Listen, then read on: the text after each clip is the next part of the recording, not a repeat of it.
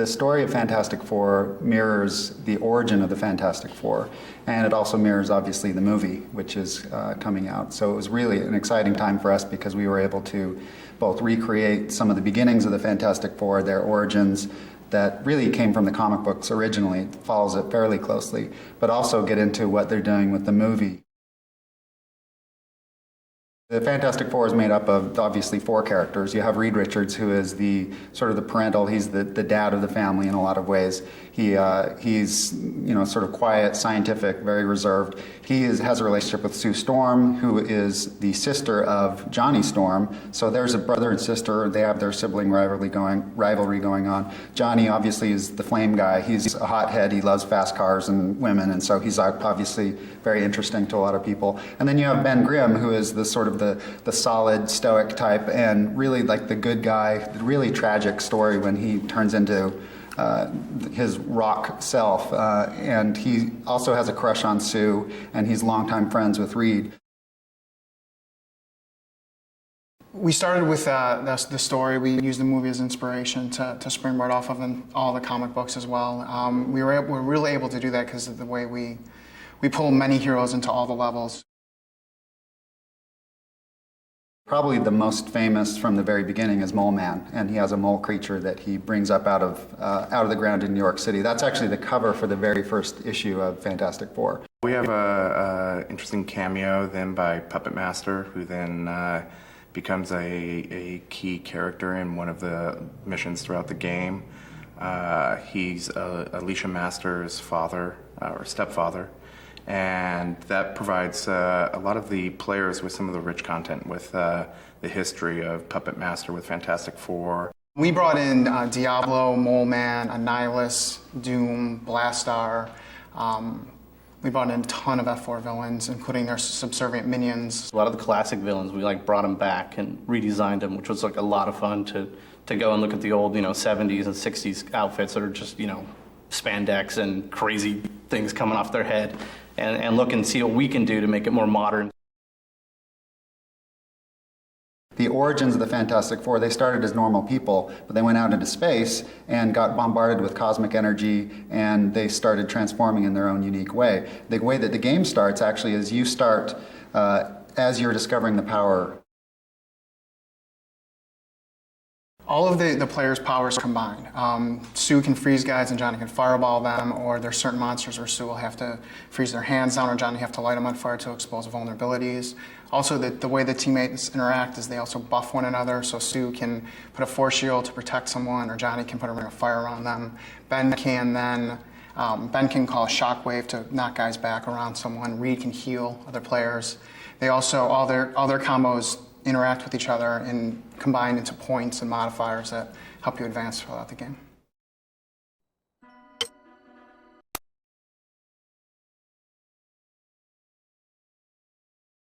Adapting a comic book to a movie or a video game is really no different than adapting a novel to a movie or a video game if you were to do that. Actually, it's easier because in the comic book, you've already established the look of whatever the property is. And all you have to do, in the comic book, the characters don't move. Steven Spielberg said to me a long time ago, I'm quite a name dropper, but he said to me, Stan, you and I do pretty much the same thing, except my pictures move. I always remember that. In a comic book, the pictures just lie there. So if you're doing a video game, you take those pictures and you use that as the basis. That's the start. That's the storyboard for your show. But then you've got to animate them. And that's fun. And that's, I think, where the excitement comes in. The same as a movie. When the movie adapted the Fantastic Four comic book, they looked at the pictures, they got the look of what the characters were like, what the settings were like, but then they created their own settings, but based on what they had seen, so that they had the same feeling, but still everything was original and was new. Of course, I don't know if you've thought of this, but it's quite an experience to by playing a video game to be able to become one of the characters that you actually created years ago. I mean, if I play the Fantastic Four game, I can be the Thing. I can be the Human Torch or Reed. Hey, I could even be Sue. So, I mean, that's something that nobody could have done years ago. Look at that, it's scaring everybody away. Except that one stupid little guy who's chasing him. You got him? Where are those, Okay, are you here's making some more. those explosions? Oh yeah, that's one the guys blew up with. So let's run this way. Let's run this way. Man, I'm good at this. Well, I don't want him to fight. Well, where are the bad Yeah, guys? this way. Let's go. Okay, they're right Find up me a bad guy. here. Right up here. Let's follow the blue guys. Read here. Let's go. Here they are. Oh, there we go. Okay, watch out, bad guy. We're gonna get you. Hit that O button. Go to you and hit which button? The O one again. Okay, I'm gonna go to you. There, there's the O button. Hey, he's putting the stuff. That's a funny thing, Excelsior. I used to write this column in all of the Marvel comics called Stan's Soapbox. And I also wrote a page called the Bullpen Bulletins page where I'd give news items about what we're doing and just rapping with the readers.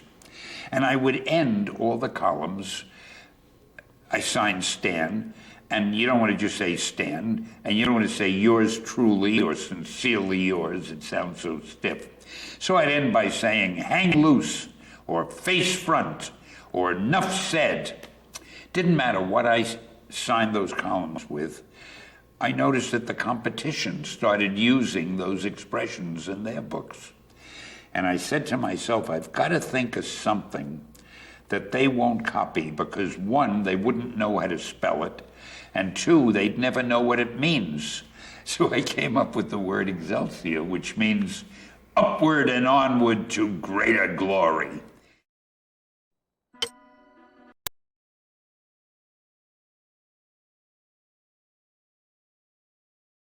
Oh, I would like to think if you spend enough time creating characters and you make them as realistic as possible, then it isn't too easy to improve on them. And the only reason you want to change a character is to improve on it. You know, and you could think of so many classic characters like Sherlock Holmes. No matter how they try to do Sherlock Holmes differently, the old Sherlock Holmes is the best one. And the same with Tarzan. There's no way you can improve on Tarzan living in that jungle with the apes and with Jane and so forth.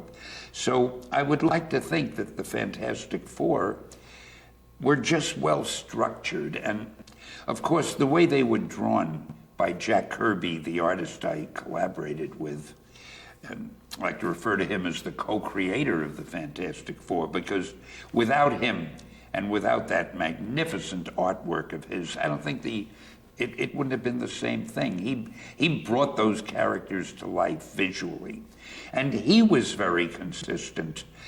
In his drawings, he gave them the personality they had. And whether it was the second issue or the 100th issue, he never varied them. They were always the same characters.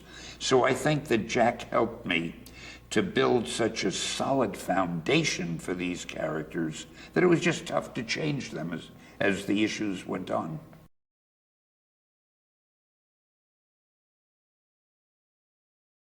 I think that we had the characters from the beginning. The only one that I think went through a little bit of a change was the Thing.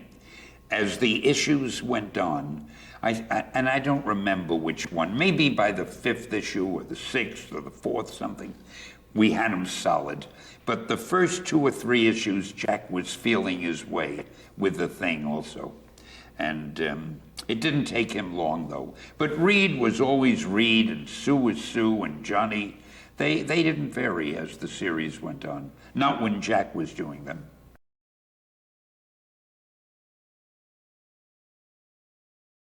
You know, it's very strange.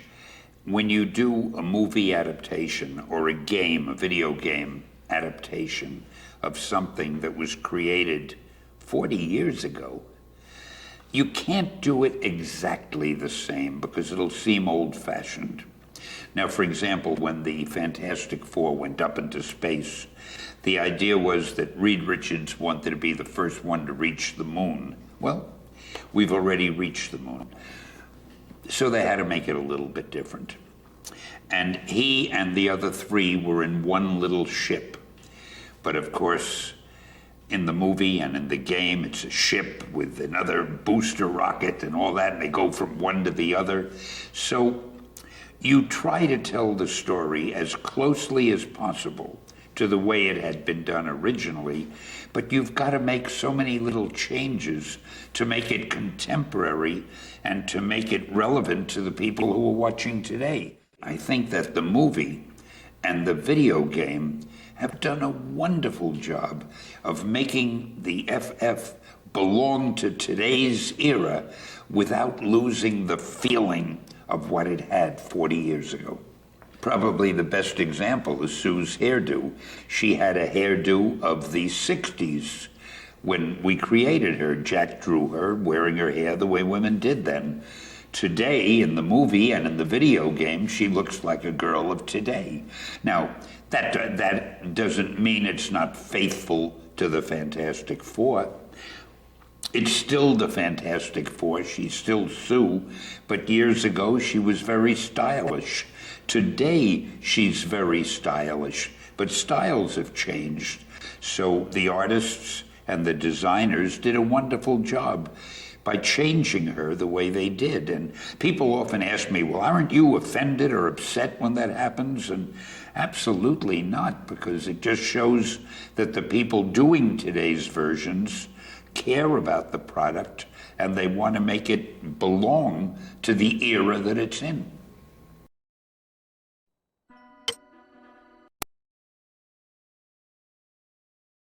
My favorite character sort of depends on my mood, to be honest. If I'm really angry and upset, I like to be Ben Grimm. If I had to pick one, I'd pick Sue. Not just because I like Jessica Alba either. I like Sue the best probably. She has the most unique abilities and she has the most emergent gameplay. You can freeze guys and sneak up behind them and kill them with one-shot stealth kills. You can obviously sneak through environments. Her unlockable combos use a lot of different force power. She creates blades of energy. She does a lot of spin kicks. She's more karate style, faster. My favorite F4 hero is probably Reed, because he can do some pretty amazing things, like stretching, of course, but he can stretch every part of his body, which everybody always makes a good joke about. You pool lives and cosmics, and everything's a big pool, so it really encourages team play between you and your friend. If you don't know your friend so well, you probably have a harder time with this game. My favorite level is probably the Underground. It's the first time in the game where we really get to dive into an offshoot from the movie. We're able to explore a little bit outside of the movie universe, more into the Marvel universe, and show Mole Man, his minions, and more fantastical powers. Well, some of the interesting interactions that we have between the film and the game actually were early on when we were doing the flame for Johnny. We actually took some of our early versions up to the movie set when we were doing it, and we had conversations, our artists had conversations with their artists as far as how they were developing the technology, the particle effects for Johnny. And they looked at what we were doing, and we looked at what they were doing. We actually were able to learn from each other and come up with something that was even more interesting for both of us. The game takes the movie at its core as a sort of a framework. And then because in the movie it's an origin story, there's a lot of character development, we actually end up taking a lot more from the fiction of the comic books, the original story, and adding into that. We had tremendous access to the film and to the set and to all the aspects of the film that were really going to help us. We were able to go send our artists up there, and we had people that were taking pictures of little props. And one of the things I actually really love about the game is that you'll see little details. If you pay attention when you see the movie, like the logos, little aspects of the space station that you'll say, hey, I've seen that, and then you'll see it in the game. Because we had such good access to the sets, we were able to see the blueprints, all kinds of things like that. And we were able to even have communication with the effects people so we can see how they're doing some of their special effects and kind of integrate that into our process as well. They flew me up to the set. I was able to take pictures. I got to meet many of the principal cast, talk with the director.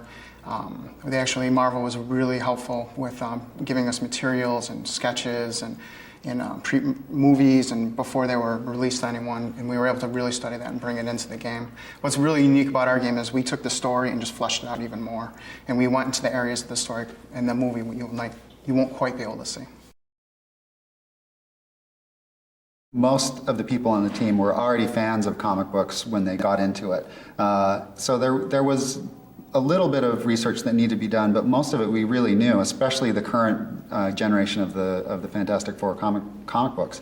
You know, a lot of the research we had to do was to go back to the very original ones, and that actually was really fun. Yeah, we have a huge library of comic books here, all the originals, the big tomes. We went way back into the old days with the sort of the 60s mentality and the different ways they treated people, and now into the more modern comics, which are a little more sexy and a little more colorful, a little more action-oriented. And we were able to we have some people on our team that just have grown up loving the Fantastic Four.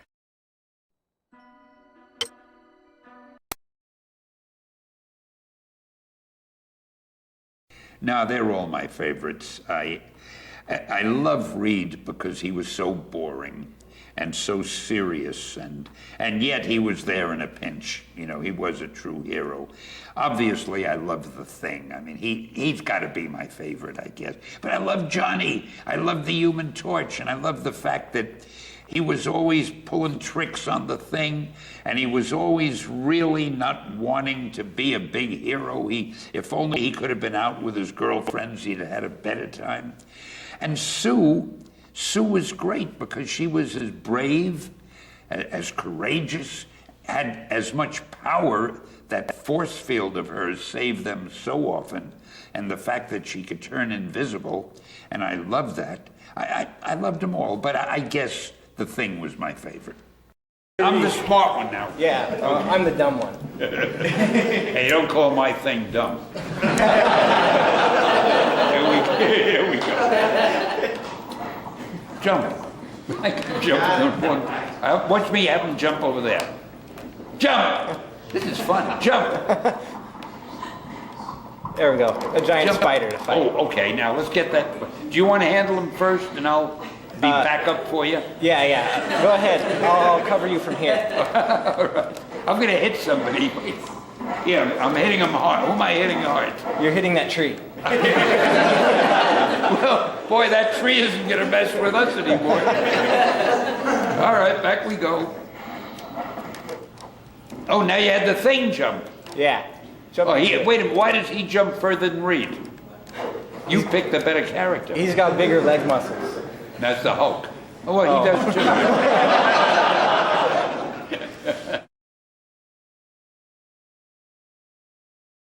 You know, I wouldn't know which to choose. There are so many comic book superpowers. The first thing, of course, that comes to mind is strength, and then maybe speed, and maybe mental telepathy or telekinesis.